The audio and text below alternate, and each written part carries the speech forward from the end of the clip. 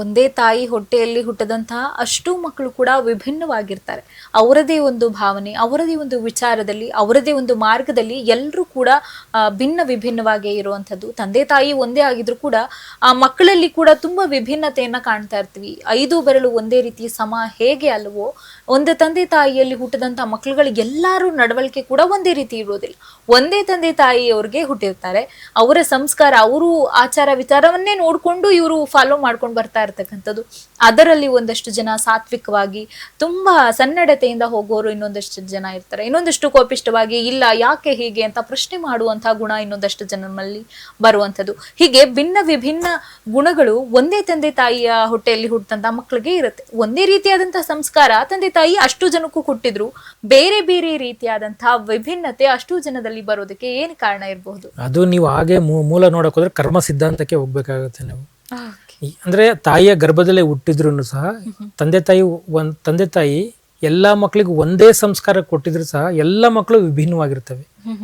ಅಂದ್ರೆ ಬೇರೆ ಬೇರೆ ಅಭಿಪ್ರಾಯಗಳು, ಬೇರೆ ಬೇರೆ. ಈಗ ಸನ್ನಡತೆ ಒಬ್ಬ, ದುರ್ನಡತೆ ಒಬ್ಬ ಇರ್ತಾನೆ. ತಾಯಿ ತಂದೆ ಏನ್ ಕೆಟ್ಟವರಾಗಿ ಆಗಿರೋದಿಲ್ಲ ಅಲ್ವಾ. ಅವನು ಹೊರಗಡೆ ಸಮಾಜದಿಂದ ಕೆಟ್ಟದ್ ಕಲಿತಾ ಇರ್ತಾನೋ, ಅಥವಾ ಗುಣವೇ ಹಾಗೆ ಬಂತು, ಅದು ಚಾಳಿ ಅಂತ ಕರೀತಾರೆ, ಅಥವಾ ಕರ್ಮ ಅಂತ ಕರೀತಾರೆ.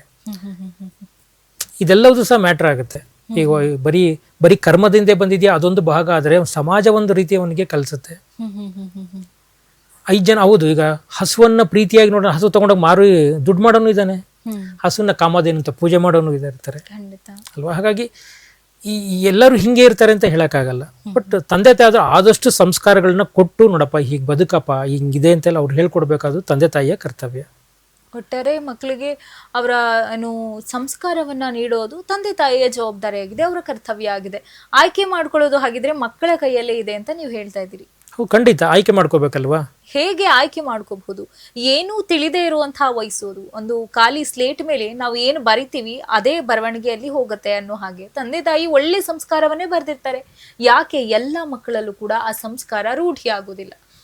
ಅದು ಸಹವಾಸ ಅಂತಾರಲ್ಲ ಹಾಗೆ. ಒಬ್ಬ ಒಳ್ಳೇದನ್ನ ಮನೇಲಿ ಕಲ್ತಿರ್ತಾನೆ, ಸಮಾಜಕ್ಕೆ ಹೋದಾಗ ಅವನು ಅದು ಬೇರೆ ರೀತಿನಲ್ಲೇ ಕಲ್ತಿರ್ತಾನೆ. ಅವನು ಅದನ್ನೇ ನಾನು ಸರಿ, ಅದು ನಾನು ಮಾಡಿದ್ದೆ ಸರಿ ಅಂತ ಅವನು ಹೋಗ್ತಾ ಇರ್ತಾನೆ. ಆದ್ರೆ ತಂದೆ ತಾಯಿ ಎಲ್ಲರಿಗೂ ಒಂದೇ ಸ್ಲೇಟಲ್ಲಿ ಒಂದೇ ವಿಚಾರಗಳನ್ನ ಹೇಳಿರ್ತಾರೆ, ಒಂದೇ ಸಂಸ್ಕಾರ ಮೌಲ್ಯಗಳನ್ನ ಕಲಿಸಿರ್ತಾರೆ, ಆದ್ರೂ ಅವ್ನು ಕಲಿಯಲ್ಲ. ಎಷ್ಟು ಜನ ತಗೊಳ್ತಾರೆ ಅದನ್ನ ಅಲ್ವಾ. ಒಬ್ಬ ಆಚೆ ಹೋಗಿ ಬೇರೆ ಇನ್ನೇನೋ ಕಲೀಲಿಕ್ಕೆ ಶುರು ಮಾಡ್ತಾನೆ.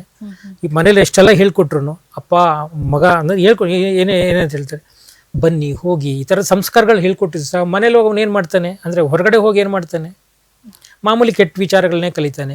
ಅದಕ್ಕೆ ಒಳಗಿನ ಶಿಕ್ಷಣ ಎಷ್ಟು ಮುಖ್ಯವೋ ಹೊರಗಿನ ಶಿಕ್ಷಣವೂ ಅಷ್ಟೇ ಮುಖ್ಯ. ಒಳಗಿನ ಅಂದರೆ ಮನೆಯೊಳಗಿನ ಸಂಸ್ಕಾರವು ನಿಮ್ಗೆ ಎಷ್ಟು ಮುಖ್ಯವೋ ಹೊರಗಿನ ಸಂಸ್ಕಾರವು, ಸಮಾಜ ಸಂಸ್ಕಾರವೂ ಅಷ್ಟೇ ಮುಖ್ಯ. ಯಾರ ಜೊತೆ ಸೇರ್ತಾ ಇದೆಯಾ, ಅವನು ಯಾರು, ಒಳ್ಳೆಯವನ ಕೆಟ್ಟವನ, ಅವನ ಅದಕ್ಕೆ ಸಂಘದಿಂದ ಸನ್ಯಾಸಿ ಕೆಟ್ಟ ಅಂತಾರಲ್ಲ. ಅಂದ್ರೆ ಆ ಸನ್ಯಾಸಿಗೂ ಸಹ ಬೇರೆ ಭಾವನೆಗಳು ಬರೋ ಹಾಗೆ ಅವನು ಸಂಘ ಮಾಡಿರುತ್ತೆ ಅವನಿಗೆ.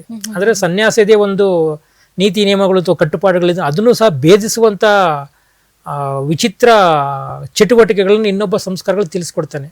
ಅದು ಸಂಸ್ಕಾರ ಅಂತ ಹೇಳಕ್ಕಾಗಲ್ಲ ಅದನ್ನ. ಸೊ ಅದರನ್ನೆಲ್ಲ ಕಲ್ಸ್ಕೊಡ್ತಾನೆ. ಸಂಘದಿಂದ ಸನ್ಯಾಸಿ ಕೆಟ್ಟ ಅಂದ್ರೆ ಇದೇನೆ. ಹಾಗಿದ್ರೆ ಆ ಸನ್ಯಾಸತ್ವ ಸ್ವೀಕಾರ ಮಾಡಿರೋರಲ್ಲಿ ಅದು ಅವರ ಗಟ್ಟಿತನ ಇರಲಿಲ್ಲ ಅಂತ ಹೇಗೆ ಅಂದ್ರೆ, ಇವರೇ ಸಹವಾಸ ಮಾಡಿದವರು ಕೂಡ ಸನ್ಯಾಸಿನೇ ಆಗಬಹುದಿತ್ತು, ಯಾಕೆ ಸನ್ಯಾಸಿ ಮಾತ್ರ ಕೆಡ್ತಾನೆ? ಹಾಗಿದ್ರೆ ಈಗ 100 ರೂಪಾಯಿಗೆ 99 ರೂಪಾಯಿ ಅಂದ್ರೂ ಒಂದು 100 ರೂಪಾಯಿ ಆಗೋದಿಲ್ಲ. ಅಂದ್ರೆ ಸನ್ಯಾಸತ್ವ ತಗೊಳ್ತಾರಲ್ಲ ಅವರ ಮನಸ್ಸು ಅಷ್ಟು ಗಟ್ಟಿ ಇರಬೇಕು ಅಲ್ವಾ. ಹೊರಗಡೆ ಒಂದು ವೇಷ, ಹೊರಗಡೆ ನಾವು ದಿನನಿತ್ಯವನ್ನೆಲ್ಲ ನೋಡ್ತಾ ಇದೀವಿ ಅಲ್ವಾ.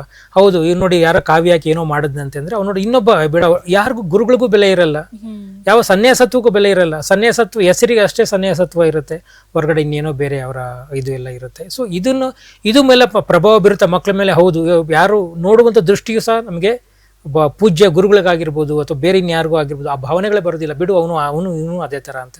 ದಿನ ಬೆಳಗ್ಗೆ ಟಿವಿ ಮಾಧ್ಯಮ ಎಷ್ಟು ಜನ ನಾವೆಲ್ಲ ನೋಡ್ತಾ ಇದ್ದೀವಿ. ಇದನ್ನ ನೋಡಿ ಮಗು ಏನ್ ಕಲಿತಾ ಬಿಟ್ಟು ಅದು ಆ ಫೀಲ್ಡ್ ಯಾಕೆ ಮಾಡ್ಕೋಬೇಕು, ಆ ಫೀಲ್ಡ್ ಯಾಕೆ ನಾನು ಸೆಲೆಕ್ಟ್ ಮಾಡ್ಕೋ, ಬೇರೆ ಏನಾದ್ರು ಕಲ್ತ್ಕೋತೀನಿ ಅಂತಾನೆ. ಅಂದ್ರೆ ಸಂಘಗಳು ಹಂಗಿರುತ್ತೆ ಅವನಿಗೆ.